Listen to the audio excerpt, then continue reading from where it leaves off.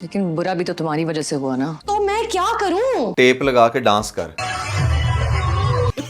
वो सिचुएशन समझ नहीं सकता, वो बच्चा है क्या? अच्छा, अभी भी सिचुएशन वो समझे। अब सबको पता चल गया कि असल में क्या हो, तो बात कर लेना मुझसे। तुम्हारी गर्दन में कौन सा सरिया है जो तुम्हें झुकने नहीं देता? तो बात कर लेना मुझसे। अभी भी वो मुझसे आके बात कर ले तो क्यों भैया, तुम्हारी शान में गुस्ताखी हो जाएगी क्या अगर तुम चली जाओगी बात करने? कभी फरिश्ता बन जाता है, कभी इब्लीस से भी 2 हाथ आगे हो जाता है। नहीं तो तुम खुद क्या हो? तुम कोई खुदा हो जिसको सुबह शाम बैठकर वो पूजता रहे? आप इस लड़की की बात चेक करें कि ये किस लेवल की सेल्फ सेंटर्ड औरत दिखाई गई है इस ड्रामे के अंदर के जब से कामयार मेरी लाइफ में आया है बस मुश्किलें ही आई हैं किस्तों की सूरत में, तो मैं एक ही दफा ये सारी मुश्किलात ले लेती हूँ उससे शादी करके या उसको अपना के। जब से कामयाब जिंदगी में आए, जिंदगी आसान नहीं है मेरी। किस्तों में मुश्किलें मुश्किल लग रही हैं। बस मैं चाहती हूँ कि ये सारी मुश्किलें एक ही साथ मोल लूँ, ये सिलसिला ही खत्म हो जाए। बेटे मुंह इस तरह के घटिया कैरेक्टर के ऊपर जिसने ये लिखा है उसकी सोच पे कि मतलब आप क्या दिखा रहे हो लड़की को। हमारे माशरे में लड़कियां इस लेवल की जाहिल नहीं हो सकती कि भैया जहां पर इस सिचुएशन में भी वो नहीं जाएंगी लड़के के पास या फिर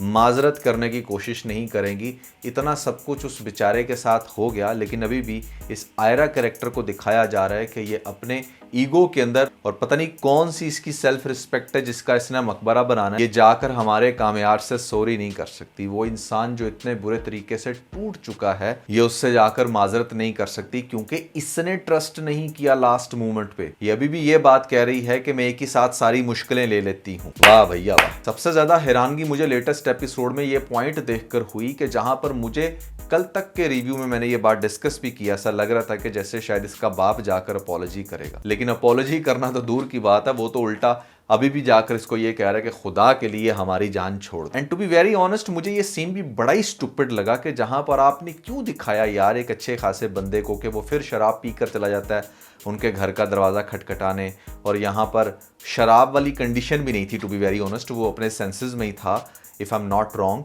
तो वहाँ पर जाकर वो क्यों उनको रात को डिस्टर्ब करेगा, क्यों वो जाकर फिर से उसके बाप से बात करने की कोशिश करेगा, क्यों वो इतनी ज़्यादा चाइल्डिश हरकतें करेगा, ये ना करते हुए दिखाते तो आई थिंक कामयार के कैरेक्टर का जो एक स्टैंडर्ड था वो थोड़ा बहुत मेंटेन रहता। बड़ा ही स्टूपिड सीन लगा मुझे वो भी जहां पर वो खावर को मतलब गाड़ी में बिठाकर डिग्गी में डालकर लेकर आता है और वो फिर खावर जो है वो उसके आगे से फ्रंट लेफ्ट डोर से जो है या राइट डोर से निकल जाता है। मतलब खावर ना हो गया वो कोई 2 साल का छोटा सा काका जिसको बड़े आराम से उसके बेडरूम से उठा कर ले आया।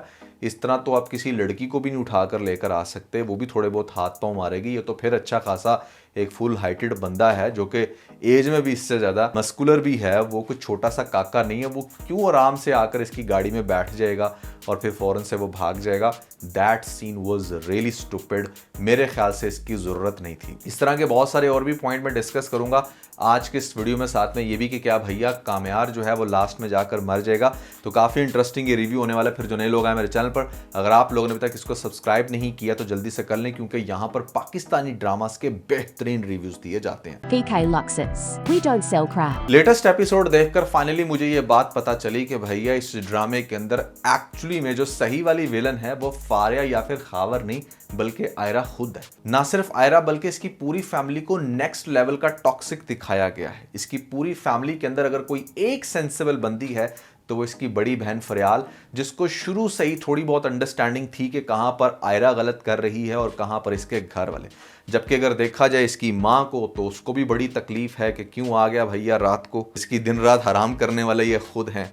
बाप को भी देखा जाए तो एक्सट्रीम लेवल का सेल्फिश। ठीक है, बाप को अपनी बेटियों को लेकर प्रोटेक्टिव होना चाहिए, मैं अगेन ये बात करूंगा, लेकिन आप ये भी तो देखें कि इस सिचुएशन के अंदर जहां पर आपकी बेटी भी काफ़ी ज़्यादा उसमें इन्वॉल्व हो चुकी थी, ये सारा सिनेरियो हुआ, तो वहां पर बाप को कभी भी वन साइडेड होकर नहीं सोचना चाहिए क्योंकि ऐसी कंडीशन में अगर आप अपनी बेटी की किसी और से शादी करवा भी दोगे ना तो आपकी बेटी ही होगी जो सबसे पहले घर खराब करेगी, क्योंकि at the end of the day वो एक इंसान है और एक लड़की खास तौर पे एक टाइम पर किसी एक बंदे के साथ ही मेंटली एडजस्ट हो सकती है।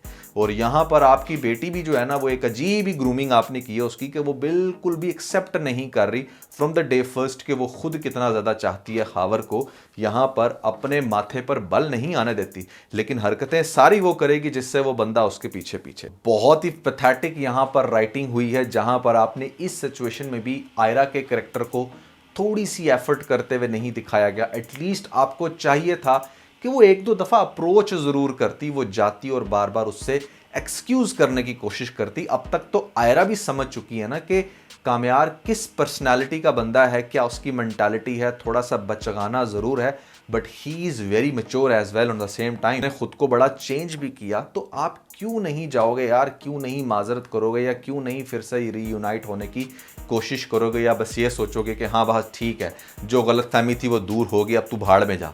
वाह भैया वाह, ये तो आपने प्यार का मजाक उड़ा दिया कि जहाँ पर एक इंसान अगर सुबह शाम आपके पीछे होगा, आपको दिल से चाहेगा, आपके घर के बाहर खड़ा होकर वेट करेगा, आपको हर तरह से एक्सक्यूज करेगा, अपनी पर्सनालिटी अपनी ज़ात तक को चेंज कर देगा और फिर एट द एंड आपको उससे प्यार भी हो जाएगा, आपके बकौल आप दोनों की शादी भी हो रही होगी, और फिर एक अलग सी नई मिसअंडरस्टैंडिंग की वजह से आप उसको फिर से ऐसा छोड़ेंगी कि आप उसको बिल्कुल ही, जैसे कहते हैं ना ठुड्डे पे लिखना, वो काम करेंगी। तो ये चीज़ बहुत ही ज़्यादा घटिया दिखाई गई है मेरे ख्याल से। इस लेवल के ड्रामे जो पाकिस्तान में बनाए जा रहे हैं, जिससे हमारी लड़कियों का दिमाग जो है ना, वो कोई 7वें आसमान तो छोड़ो, कोई उससे भी ऊपर वाली जगह है जहां पर वो पहुंच गया, और वो फिर इसी वजह से अपने रिश्तों को मेंटेन नहीं कर पा रही। अब ये जो लड़की ने वीडियो बनाई है, मुझे इस बात की भी समझ नहीं आती कि यहाँ पर पहले तो इस अम्मा के ऊपर पता नहीं दिल कैसे आ जाना था हमारे बिलाल अब्बास का, ये समझ में मुझे नहीं आता कि कोई लड़की दिखानी ही थी तुमने कि भैया हाँ उसको बड़ा उसके साथ अफेयर था, वो चाहती थी उसके साथ, तो कोई काम की लड़की दिखाते, एटलीस्ट उनमें से कोई दिखाते जो क्लब के अंदर रोल कर रही थी। खैर वो तो एक तरफ, लेकिन क्यों जाने से पहले वो नाम नहीं लेना चाहेगी फारिया का कि वो इंस्पेक्टर की बेटी है। और फारिया से मुझे याद आया कि यार उसको जहर की गोली जब से मुंह में ठोंसी बिल्कुल गायब ही कर दिया। लेटेस्ट एपिसोड में कुछ तो दिखाते उसका कि क्या बना। खावर के साथ भी जो आपने सीन दिखाया वो बड़ा ही स्टूपिड था, मतलब उसकी कोई लॉजिक नहीं बनती।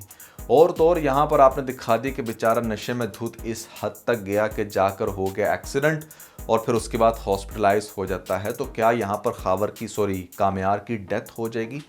तो भैया आइडियली अगर आप मेरे से पूछे इस ड्रामे का एक अनदर बेहतरीन एंड, एक तो मैंने आपको वो बताया था ना कि इस लड़की से ही आप शादी कर ले जिसके साथ वीडियो वायरल हुई है। कम से कम इस आयरा को तकलीफ हो कि इसने क्यों इतनी फजूल चीज़ के ऊपर बिलीव कर लिया जहां पर एक बंदा अनकॉन्शियस है।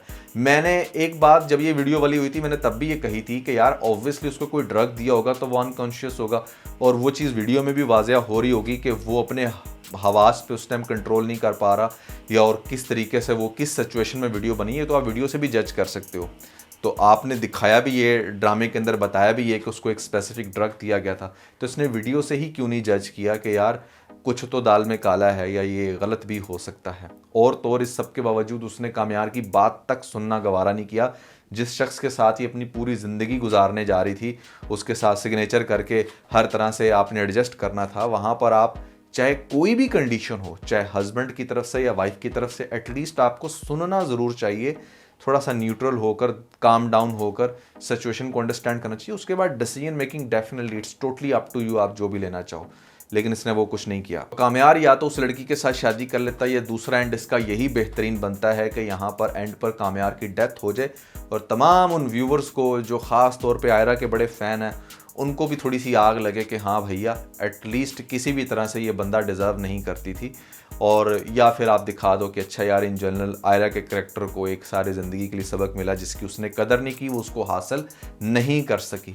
बिल्कुल एग्जैक्टली आप वैसे दिखाएं जैसे आपने मेरे पास तुम हो में दिखाया था कि वहाँ पर लास्ट में जाकर दानिश करैक्टर की डेथ होती है, क्योंकि इन एनी केस जो महविश का करैक्टर था वो दानिश को डिज़र्व नहीं करता था, इसलिए बड़ा ज़रूरी था कि उस करैक्टर की लास्ट में डेथ हो जाए। मुझे वो एंड बहुत पसंद आया था। तो इस ड्रामे के अंदर भी आप दिखा दें कि यार फाइनली इस बंदे को हार्ट अटैक हो गया या कुछ भी होगा, ये बंदा चला गया, ये नहीं डिज़र्व करती किसी भी एंगल से, चाहे आप जितना मर्जी आके सॉरी कर ले, कोई हद होती है एक चीज़। लेकिन ऐसा होने नहीं वाला, ये भी मैं आपको बता दूं, क्योंकि जो ड्रामे की राइटिंग पीछे से फील हो रही है ना मुझे, वो वही राइटिंग है जहाँ पर लड़की को बड़ा टॉक्सिक दिखाया जाता है, आवाम को डिप्रेशन दिया जाता है और फिर एंड पर जाकर दोनों को मिला दिया जाता है, सेम जैसे तेरे बिन के अंदर हुआ। ये एक टैक्टिक्स होते हैं बेसिकली ताकि आप थोड़ा सा गुस्से में आए और ड्रामा एंड तक देखें, क्योंकि आजकल यही टैक्टिक्स बच गए हैं, रियलिटी बेस्ड तो ड्रामास बनते नहीं हैं।